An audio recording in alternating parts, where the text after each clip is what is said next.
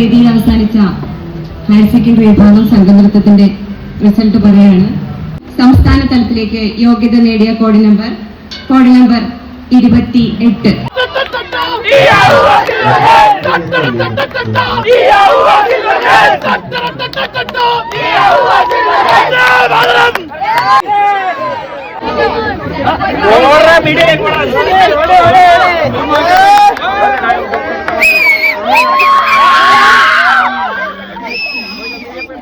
தேடல் வரும் பொழுது என் உணர்வுகளும் கலங்குதடி. காணலாய் கிடந்தேன் நான் வரவால் விழித்திருந்தேன். இணை பிரியாத நிலை பெறவே